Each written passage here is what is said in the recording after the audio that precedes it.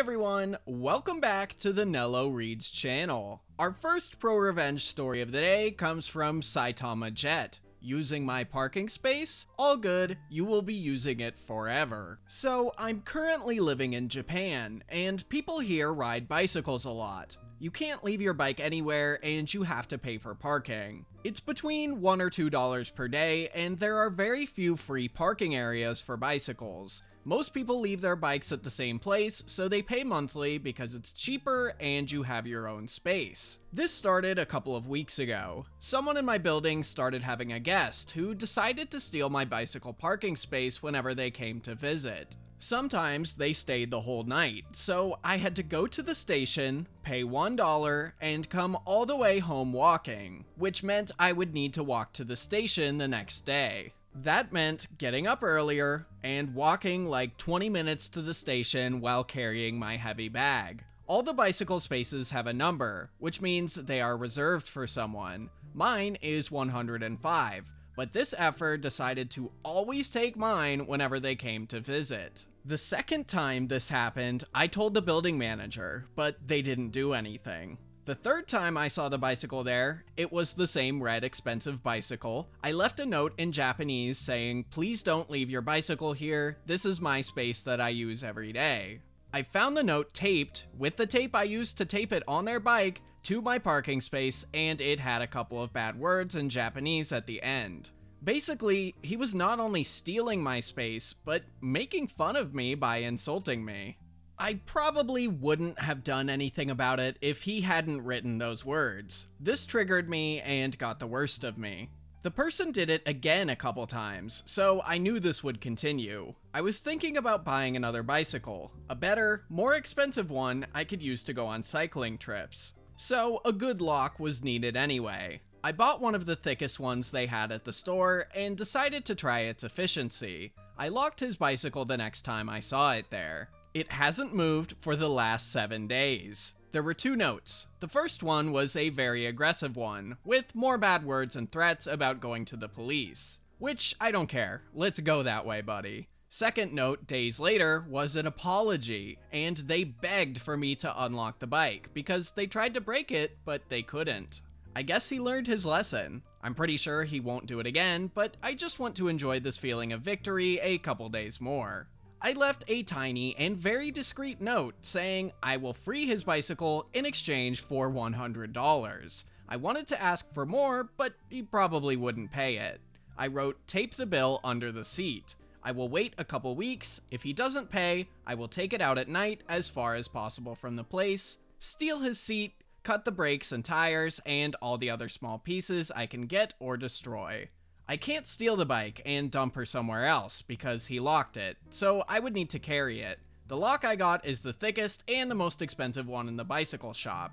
You can't cut it with normal tools because the thing is as thick as my finger. I'm pretty sure you need some kind of industrial tools to cut it. It would be easier to cut the parking device because the metal is thinner there. Hope he learns his lesson." So, the ending there confused me a little bit. I think OP is trying to say that not only is there the lock that OP put on it, there's also the original lock from the bike's owner, so that's why he kinda can't just steal it and dump it somewhere. Which, I've gotta say, trying to extort this guy out of $100 just to get his bike back is a little bit far, and I have a feeling if the police found out about that, I don't know if they'd side with OP, you know? Anyway, our next story comes from Wrecked Yoshit, partner with limited authority over management, playing from workers' dugout though. I had recently partnered with a small production facility in my area. Our contract was based on capital investment, along with designing and implementing new automation processes, a 2-year outlook that was finished in 8 months. It was a typical small production facility comprised of 50 production workers through 2 shifts of 12 hours that ran 2 days on, then 3 days off. Also had 2 production supervisors and 1 maintenance supervisor for each shift. The people and their attitude is ultimately what led to my decision to be more than an outside contractor for this company. Until I worked the night shift for a week due to shutdowns that needed to occur to implement certain line upgrades. This is where I met him. We will call him Richard Head. Richard seemed like a nice guy in our first few encounters, but then I heard him in his element, directing his maintenance crew at night over the radio. He would belittle this group of guys who were there to do a set task list every night for whatever machinery they were doing preventative maintenance on, unless something broke on the line, which would require attention first, obviously. I have never heard grown men spoken to like this, and never heard any nasty remarks back or defending themselves. He would call them stupid on the radio if they were having trouble troubleshooting a problem, call some fat and lazy, and even called one black guy the N-word. The guy had been there since they opened the doors, and to be honest, made me want to rescind any commitment I have ever made to this company. When I escalated this up to the plant manager, he assured me that it was friendly banter, and they rarely had complaints against him. True, because anyone who ever did so in confidence of anonymity was always outed and then singled out until they were terminated by him. Since no one was going to listen to me, I decided to do my due diligence and started to document everything I heard on the radio with a date and time, witnesses to the treatment, and what rights the individual was having violated from our state and federal outlines. I made this spreadsheet my entire time on the shift, documenting every personal account I witnessed as well. Harassment is a major problem with industry work, but the company killer is retaliation. If you can prove that, then they stand no chance. I saw him one night tearing down this 50-year-old man who requested 2 days off, to the point I wanted to lose my cool, but knew it would ruin all the information I was gathering. Days off were because his nephew was just in a car accident 2 days prior and had to have multiple reconstructive surgeries scheduled. I knew that now was the time to move on everything. I rounded up all the maintenance guys and shared all my documentation with them. They didn't realize the importance of this information I had. They just said nothing will change. Nothing changed because no one treats an issue as an issue if you come with incorrect, non-detailed information. The fact that he used the radio so much was a godsend that they didn't see as well. When he spoke this way to people, he must not have ever realized that there are other supervisors on shift, and that they unintentionally became the strongest witnesses. Especially when you have some audio recordings verifying the accounts. They have no choice but to acknowledge what they heard. Each worker took their logs, and even though I have a capital/time investment in this facility, I urged them, at a minimum, to petition to have this man removed or to threaten legal action. Once they coordinated a day to expose all this, it was like watching a sports movie when the underdogs take the championship and get the girl at the same time. Not only did the man finally get fired, but the entire atmosphere around the place changed, more than I can imagine. Older machines ran the best they ever ran in my time there, and people loved coming to work again. They also put a placard on my door for when I came in about a week later. It said, "Number 1 boss," but the boss was crossed out and hand engraved under it was the word badass. I obviously removed it from my door, but I put it in my home office, and it is probably the best thing I have ever received from a facility.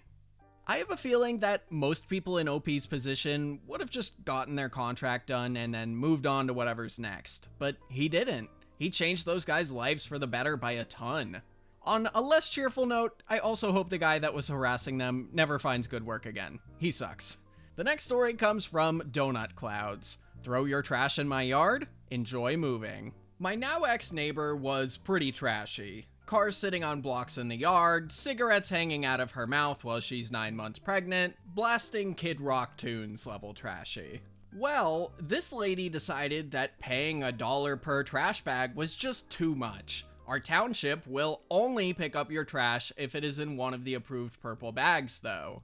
So, normal trash bags will just be left behind. The trash truck drives right past them. Her solution? Buy normal trash bags at the dollar store and have her 8-year-old child toss them over the fence into my yard. Now their trash is my problem. After confronting her, she just laughed. So I called the cops. They said since the kid was so young and there was no proof his parents told him to do it, there was nothing they could do. So this went on for about 4 months, me taking the bags of trash they toss into my yard, wrapping them in purple bags that I paid out of pocket for, and putting them out on the curb. Pretty effing annoying. Not to mention the extra $3 or so a week I'm spending on trash bags. I'm slowly growing to hate this woman. It was annoying at first, but I'm getting mad. Mind you, I own my home, and she was renting hers. So I got a hold of their landlord, and I offer to buy the house for a decent amount above market value, 17%. He jumps at the offer, and soon I am the proud owner of the house next door to me. Sure, it cost me $71K, but what price do you put on peace of mind? The very first thing I did was serve them an eviction notice in person across the same fence they like to throw trash over. That was 31 days ago. As of today, the unit is empty. I don't know where they went, but they're someone else's problem now. All because she didn't want to pay for her own trash bags. I think I'm going to knock that house down and make my yard bigger. I've been wanting to put in a handball court. I've gotta say, buying someone else's house and turning it into a handball court is just about the coolest revenge you could get. But also, only $71K for a house? Where I live, that would maybe get me a fifth of a house. As somebody who currently doesn't own one, I'm just saying, I'm hoping those prices go down, because it's getting a little ridiculous out there. Our next story of the day is from I Am Herding Cats. I'm a team builder. A few years ago, I was sitting in a job interview, and the hiring manager asked, "What do you consider the greatest accomplishment of your career?" This gave me pause, as I've been doing the same thing for over 25 years. I let the mists of my memory transport me back in time. Dorian, the nurse manager. Kip, the program manager. Dr. Steve, the clinical director. Yes, I had 3 bosses. I started on the unit as an already seasoned, jaded, registered nurse, and soon discovered that most staff who worked there were very, very young and inexperienced. For many, this was their first real job. They assumed all the weird stuff that happened every day was just normal for the workplace. Dorian had decreed that no one was allowed to write incident reports for med errors or safety issues because it, quote, makes me look bad in safety huddles. Non-clinical staff were allowed to pass meds, schedule changes without notice. Additionally, the department was easily the most toxic I've ever worked in, with various cliques at constant war with one another. I could go on and on. The troubles began one day when I opened my email to a message from Dorian. It stated very curtly that I was being investigated for an incident which had happened on the unit, that I was to meet with HR to discuss it, and to prepare for possible disciplinary action. I was not to discuss the incident with anyone. No date was given, no medical record number, no indication of what the issue could be. I replied that I would need the above information, would speak with my union rep, and meet at a time convenient for me. Dorian declined to give information, so I declined to meet with him. I began receiving emails almost daily, each more threatening than the last. I printed them all and contacted my sister, the employment attorney. I tried not to start shaking whenever I had to check my email. I was keenly aware that this is intimidation 101, but it is remarkably effective even when you know that. Because I'm not a direction follower, I was soon discussing this in the break room, and before I knew it, I had been approached by 3 other women who had all received the same email on the same day. Comparison showed the emails being sent about a minute apart. We did not work the same shifts, nor the same days. We agreed to call in the union rep, and refused to meet with HR. Dorian continued to escalate, including quartering us in the hall, stepping in chest to chest, and trying to stare us down. He was a very big guy. Before long, we were speaking to more and more women, and it came to light that Dorian had a habit of targeting them with this exact email, followed by others that were more and more threatening until the person would finally meet with HR, get written up for something vague, and then be forced to sign a non-disclosure/no retaliation agreement. It seemed he had simply picked the wrong 4 women this time because we were not having it. I can't tell you how much time at work began to be spent with people crying while recounting their stories. None had thought to call in the union rep. They didn't even know their Weingarten rights. We began to plot. We had limited time, and our company had a long and unglamorous history of protecting people like this. Before long, the entire team was united against the common enemy. LGBTQ staff wrote up statements, backed with witnesses, of grossly homophobic comments, often in the presence of patients. Staff who were immigrants made statements about racial slurs. One staff, who was incredibly vindictive, had been compiling a dossier on every perceived policy violation and wrongdoing on Dorian's part since his hiring date, and he prepped it for presentation to HR. The graveyard shift, all huge men, said, "Obviously, Dorian isn't trying to flex on us, but we want to help." So they spent a couple nights cruising Dorian's social media posts and capturing screenshots of homo, trans, xenophobic, and misogynistic content. Worried that they hadn't done enough, the night staff paid for a cheap background check, and what a score. DUI, failure to appear, hit and run, domestic violence, assault with a deadly weapon. Did the company not do a background check? WTF. Finally, 2 women came forward with complaints of SA. One incident had even occurred in the presence of the assistant manager, and one was documented in an email. We were ready. We flooded HR with meeting requests, and our union rep coordinated the assault so that on Monday, we met for simple harassment and intimidation. I met first, and HR seemed unimpressed by my complaint. Tuesday, all LGBTQ and staff subjected to racial slurs made their formal complaints. They said that the HR lady looked tired. Wednesday started with the background check, moved into the minutiae of policy violation, and culminated with well-documented quid pro quo SA. The union rep informed HR that the union's attorney was eager to know how to proceed. HR assured her that would not be necessary. That evening, Dorian posted a sign on his office door saying he would be away for a few days and to contact Kip or Dr. Steve if we needed anything. Graveyard Shift reported that over the weekend, housekeeping came and removed everything from his office except his name tag, which the night staff took as a trophy. On Monday, at shift change, the CNO, COO, and HR met with the team and informed us that, effective immediately, Dorian was no longer employed by the hospital. We all sat silently and politely until they exited the unit, when a loud and spontaneous cheer went up. People were hugging each other and cry-laughing, high fives all around. The aftermath.